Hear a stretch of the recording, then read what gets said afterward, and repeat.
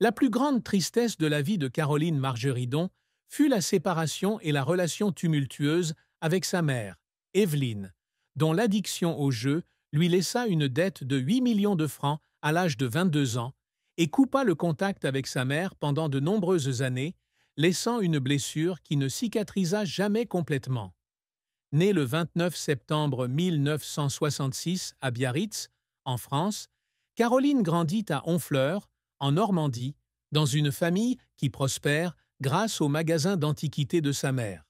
Son père, René, était un ingénieur devenu journaliste, mais la famille s'est effondrée lorsque sa mère, Evelyne, et sa grand-mère se sont retrouvées embourbées dans les jeux d'argent dans les casinos de Deauville et de Cannes. Elle se souvenait des soirs où sa mère rentrait à la maison, les yeux rouges d'avoir perdu un pari, en hurlant de colère, tandis qu'elle, la plus jeune de trois sœurs, se cachait sous la table, pleurant de peur. En 1988, alors qu'elle n'a que 22 ans, elle découvre que sa mère a utilisé son nom pour emprunter de l'argent, la forçant à payer 8 millions de francs pour éviter que sa mère aille en prison. Elle pleurait face à ses créanciers, sentant que son monde entier s'écroulait. Pour rembourser sa dette, elle travaille sans relâche dans un magasin d'antiquités à Paris, refusant toute aide de son père pour faire ses preuves. La décision de couper tout contact avec sa mère après l'incident a été douloureuse, la laissant pleurer à chaque fois qu'elle entendait « Ne me quitte pas », une chanson que sa mère lui fredonnait quand elle était enfant. Elle a partagé dans une interview de 2022 qu'elle avait pleuré lorsqu'elle avait trouvé un collier ayant appartenu à sa mère dans un entrepôt de Saint-Ouen, regrettant de ne pas s'être réconciliée avant la mort de sa mère en 2020. Cette tristesse s'est approfondie lorsqu'elle a écrit « Libre », affrontant le souvenir de l'époque où sa mère l'avait abandonnée au milieu de sa dépendance. Elle pleurait en se tenant devant sa vieille maison à Honfleur en 2023, où elle rêvait autrefois d'une famille heureuse, sentant qu'une partie de son cœur appartenait toujours à sa mère, même s'il était plein de douleur. Cette douleur l'a poussée à devenir une femme forte, mais la faisait aussi pleurer à chaque fois qu'elle mentionnait sa mère dans les moments de calme. La carrière de Caroline Margeridon a été un voyage de plus de 4 décennies, rempli de succès étonnants, d'échecs douloureux et de luttes qui l'ont laissée en pleurs de passion et de pression. Dès son plus jeune âge, elle se passionne pour les antiquités dans la boutique de sa mère, où elle apprend à apprécier les tableaux et les meubles du XVIIIe siècle. En 1981, à l'âge de 15 ans, elle organise son premier salon d'antiquités à Paris, un petit événement qui attire des centaines de visiteurs. En 1992, elle fonde Alerte Sécurité Privée, une société de sécurité qu'elle dirige avec un chiffre d'affaires annuel pouvant atteindre 2 millions d'euros. Elle a développé son activité avec Caro Connexion, qui organise des événements pour des marques de luxe comme Chanel et 1001 Nuits, une agence de voyage spécialisée dans les voyages sur mesure. Sa carrière télévisuelle débute avec Box aux enchères sur D8 en 2016, mais elle devient une star avec Affaires conclues sur France 2 à partir de 2017, où elle est l'une des acheteuses les plus célèbres, mettant aux enchères plus de 1000 objets, des montres Cartier aux tables Louis XV, pour une valeur totale de plusieurs dizaines de millions d'euros. L'émission a obtenu une audience moyenne de 18%, avec plus de 2 millions de téléspectateurs par épisode. Elle a ouvert un stand au marché Biron à Saint-Ouen en 2018, devenant ainsi l'une des principales antiquaires parisiennes. Elle a écrit son autobiographie « Libre ». En 2021, il s'est vendu à plus de 25 000 exemplaires et a participé à Danse avec les stars en 2024, atteignant les demi-finales, attirant l'attention nationale. Elle est apparue dans Fort Boyard, Les grosses têtes et Touche pas à mon poste, recevant un prix de la Chambre syndicale des antiquaires en 2020 pour sa contribution à l'industrie des antiquités.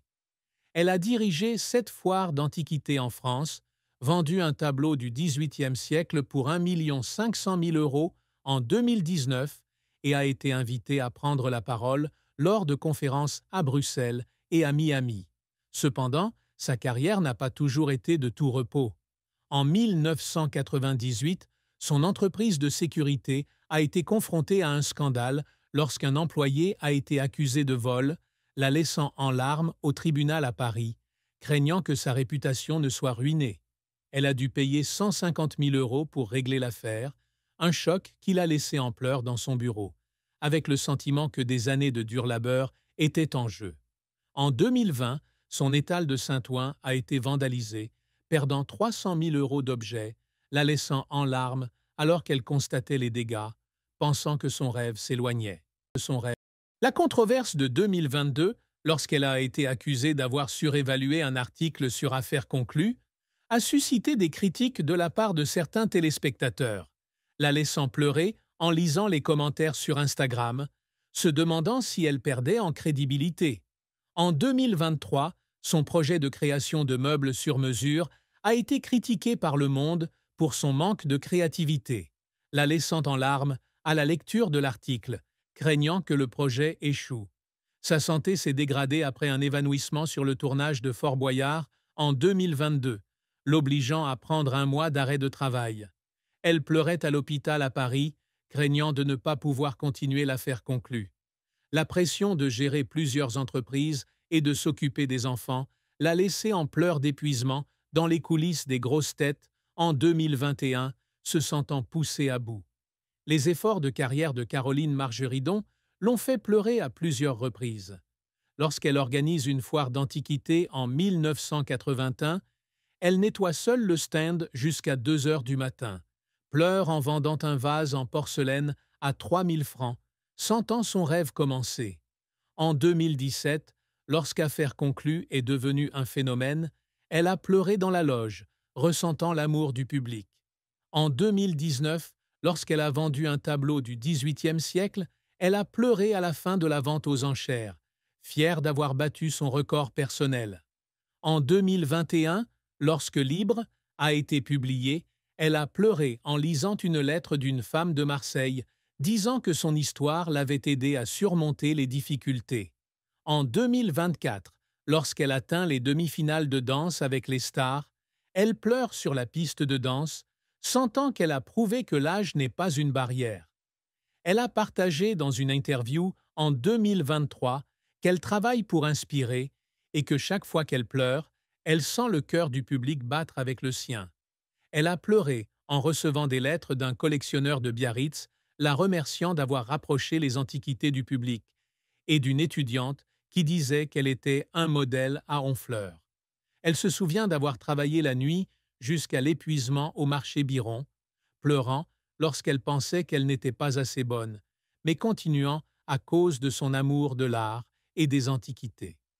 La fin de vie de Caroline Margeridon fut triste avec la mort de son père, René, en 2015, une perte qui la laissa dans un profond chagrin et le regret de ne pas avoir pris assez de temps pour lui dire qu'elle l'aimait.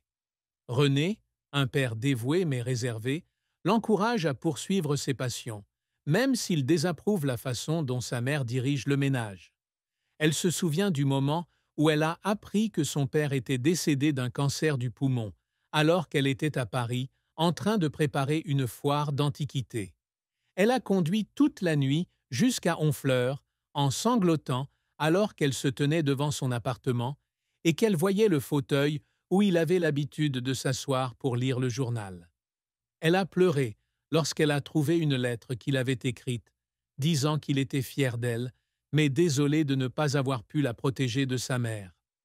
Elle a déclaré dans une interview en 2020 qu'elle aurait aimé appeler son père plus souvent, surtout au cours de ces derniers mois. Cette perte l'obligea à arrêter de travailler pendant 2 mois et elle pleurait chaque fois qu'elle entendait « La mère de Charles Trenet », la chanson préférée de son père. Elle se rendait chaque année sur sa tombe à Honfleur, apportant des roses blanches et pleurait en lui racontant l'histoire d'Alexandre et de Victoire. Ce deuil a affecté ses relations au marché Biron, car elle est devenue plus réfléchie.